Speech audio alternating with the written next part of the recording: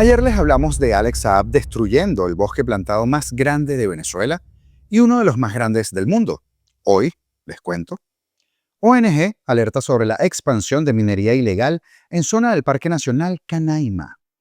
Como no se conformaron con destruir la economía, nuestros símbolos patrios, la familia, los valores, la educación, las instituciones, y pare usted de contar, ahora van a toda velocidad a destruir el medio ambiente. ¿La excusa? Claro, las sanciones seguramente. Ahora, les hago una pregunta. A usted que me está viendo en este momento, ¿lo han extorsionado alguna vez en Venezuela? Piénselo bien, porque hasta pagar a un gestor no solo es corrupción, es también una forma de extorsión, ya que usted sabe que si no paga no obtiene su documento, la cita que necesita, el cupo en la cola, la visita al preso y hasta la bolsa de CLAP. Pues bien, extorsión en aduana de puertos de Venezuela genera, ya les digo cuánto, pero también les mostraremos la historia de Román Rodríguez y las caras de sus extorsionadores. Y Bukele no estaba blofeando. Formaliza propuesta de Maduro para canje de venezolanos detenidos en El Salvador por liberación de presos políticos. Qué fácil es desenmascarar al tirano. Y siguen volando las puñaladas dentro del chavismo. Un diplomático de Venezuela en México fue detenido en Caracas en venganza contra Arias Cárdenas. Sí, ese Arias Cárdenas que usted está pensando. De esto y más hablamos el día de hoy. Comenzamos.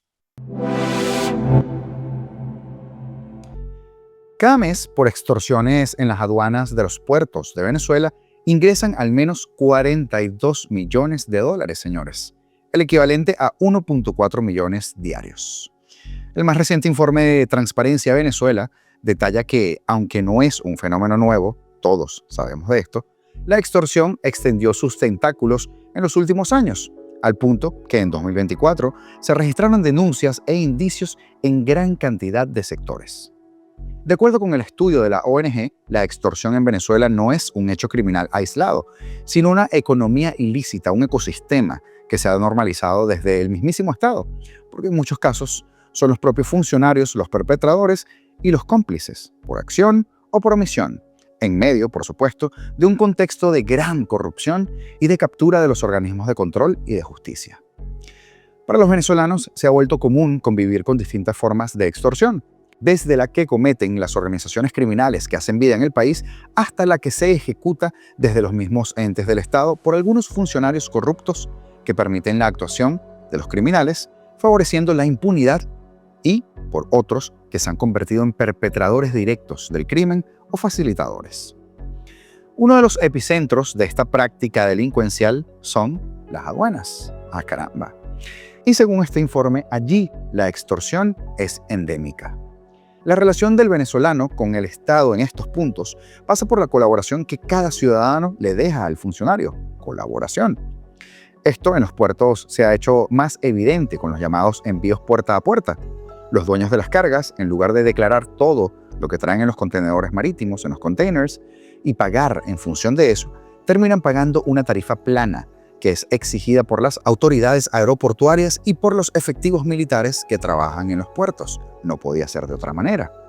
Una reciente investigación de Transparencia Venezuela y una firma de consultoría económica y financiera estimó que, dada la cantidad de contenedores procesados y la tarifa plana que cobran los funcionarios corruptos por cada uno de estos cargamentos, esta actividad generó 1.394 millones de dólares solo en 2022.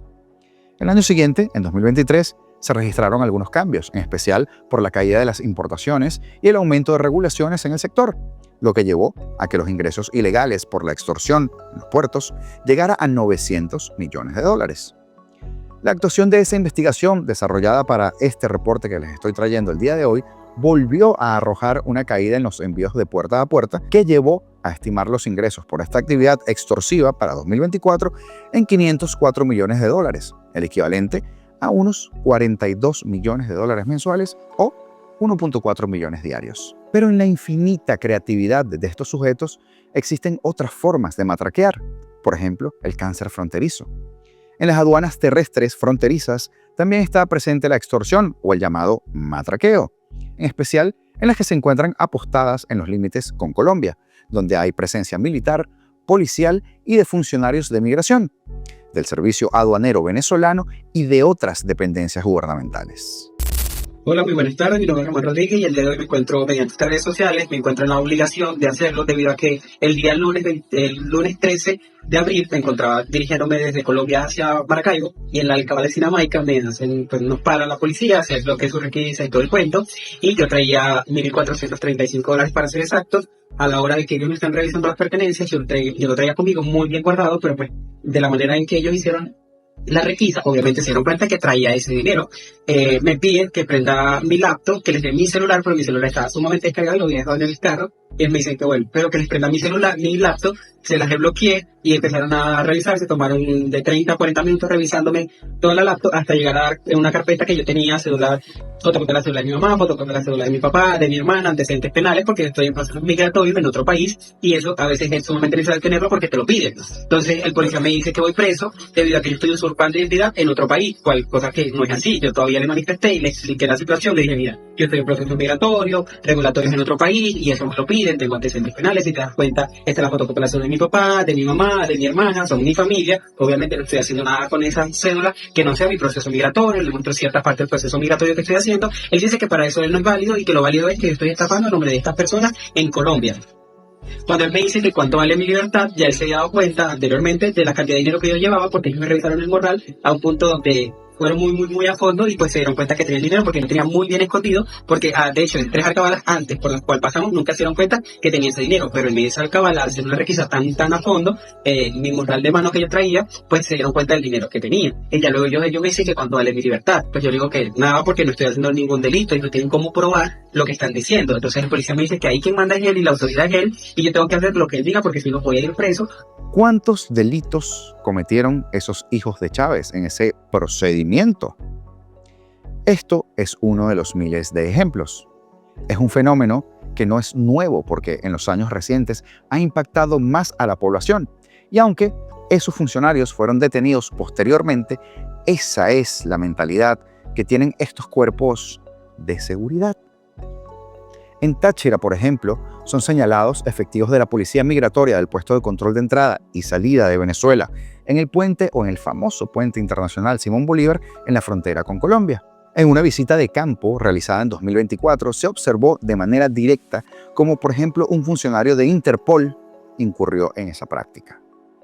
Los migrantes pendulares sufren la llamada ruta de la extorsión en el estado Apure, otro estado fronterizo, conformada por 4 puntos de control policial y militar fijos en una parte del municipio José Antonio Páez.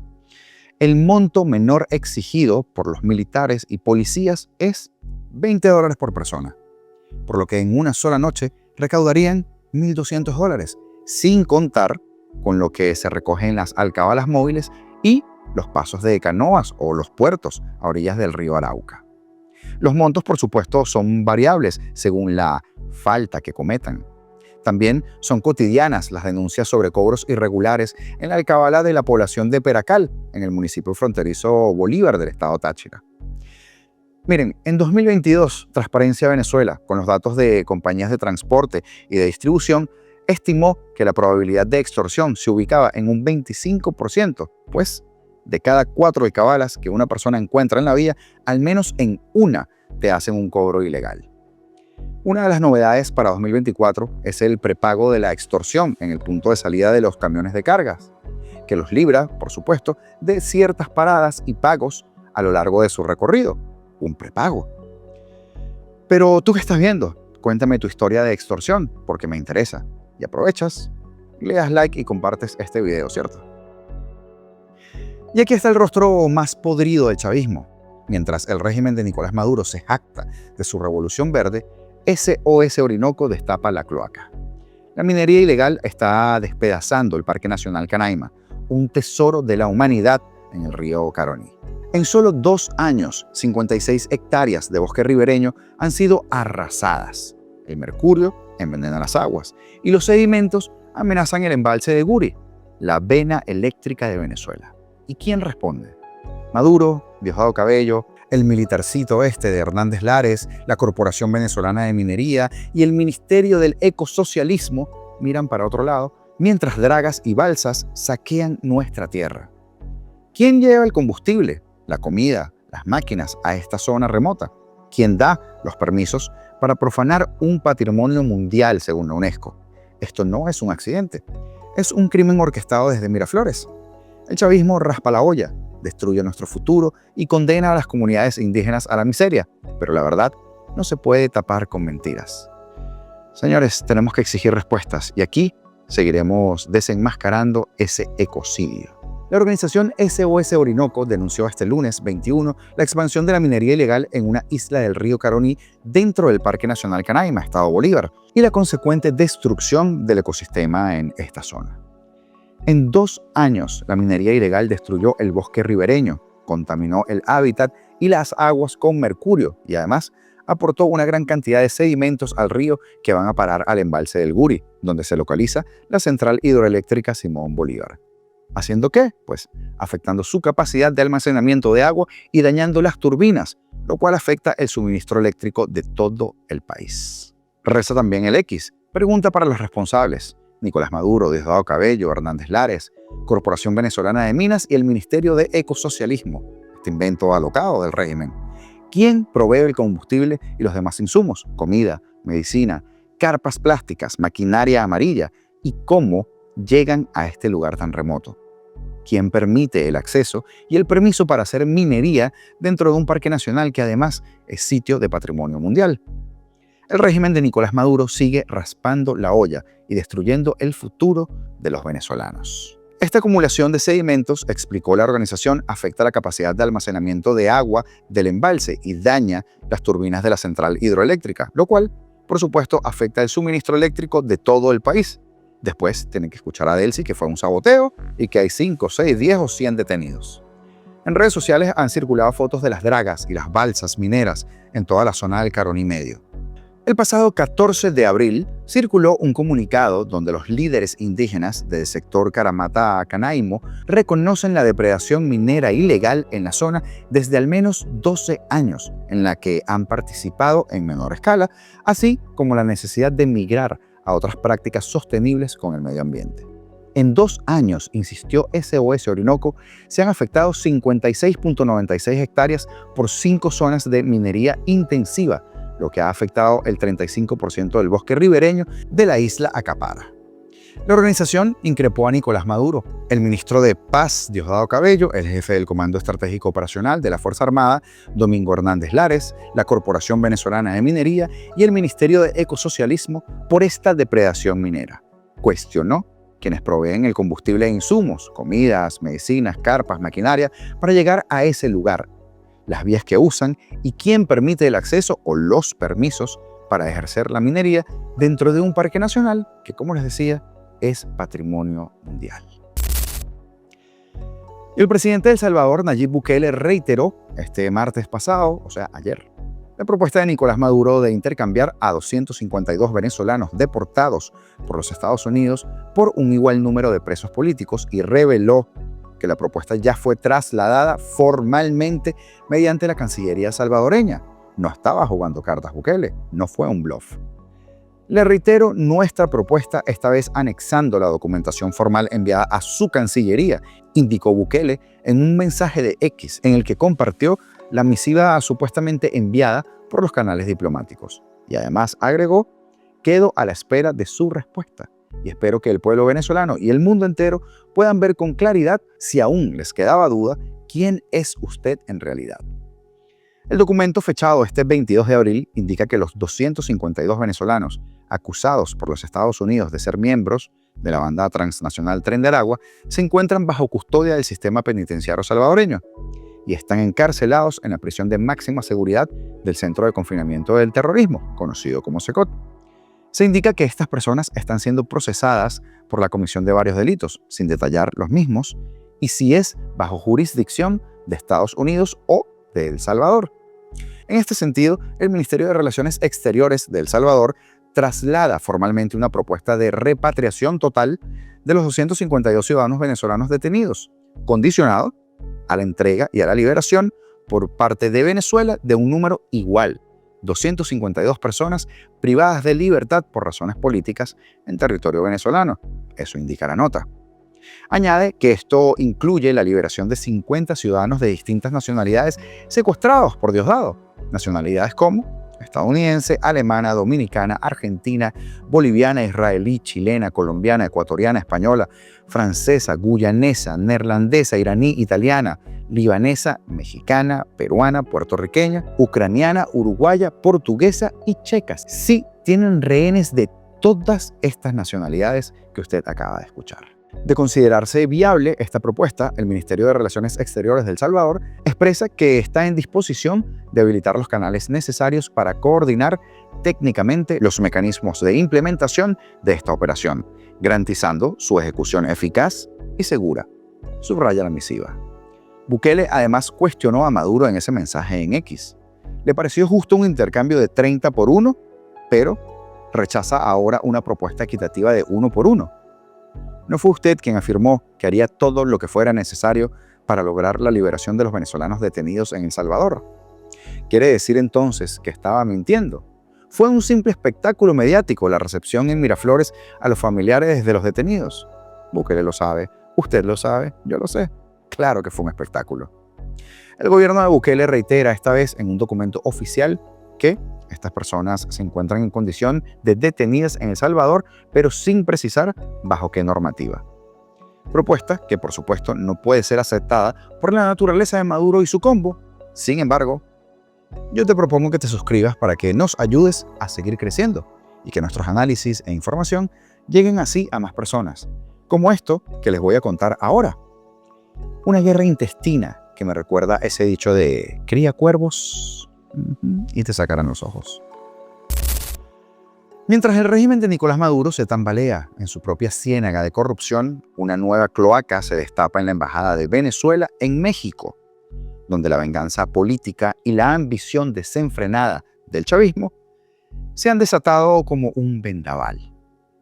Diplomáticos de carrera como Aldo Perfetto Alessandro y trabajadores con décadas de servicio como una sobrina de Domingo Maza Zavala han sido arrojados a la hoguera del régimen, detenidos, humillados y despedidos bajo las órdenes de Estela Marina Lugo de Montilla, una embajadora sin credenciales que parece más una pieza de ajedrez en la guerra interna del PSV que una diplomática. Esto no es un error administrativo, es una purga descarada que desnuda la pudredumbre del chavismo y su desprecio por la dignidad humana. La trama es digna de una novela negra. Francisco Arias Cárdenas, ese mismo, embajador en México o ex embajador en México y figura del golpe fallido del 4 de febrero, fue reemplazado por Lugo de Montilla, una operadora política con un historial turbio, señalada por lavado de dinero en Argentina y rechazada por el gobierno de Alberto Fernández hasta que Gustavo Petro, en un guiño al socialismo continental, convenció a su compañera guerrillera, Claudia Sheinbaum, para aceptarla en México. Apenas llegó Lugo, desató una cacería contra el equipo de Arias Cárdenas, acusándolos de un supuesto desvío de $6 millones en cobros migratorios en criptomonedas. ¿La prueba? Ninguna. ¿El verdadero motivo? Una guerra de clanes dentro del PSV, donde Arias, con aspiraciones a la gobernación del Zulia, se convirtió en el blanco de Diosdado Cabello. No podía ser de otra manera. Recuerden, es el ministro de Paz y, por supuesto, de la cúpula que no tolera disidencias. El señalamiento de Lugo es escalofriante. Aldo Perfetto, un diplomático de carrera, fue engañado con una valija diplomática para viajar a Caracas, donde lo esperaban los esbirros de la DGCIM. Esposado en el avión, sin bajarse y desaparecido por 15 días. Benedicto Alvarado, Yaimara Jiménez, Gustavo Sánchez y Jairo Ramírez, leales a Arias Cárdenas desde su época como gobernador, fueron enviados a El Peñón, un módulo policial que es más mazmorra que cárcel. Y no contentos con eso, Lugo destituyó a una trabajadora con 30 años de servicio, la sobrina de Maza Zavala, con un desprecio que clama al cielo. Su pecado, haber trabajado bajo Arias.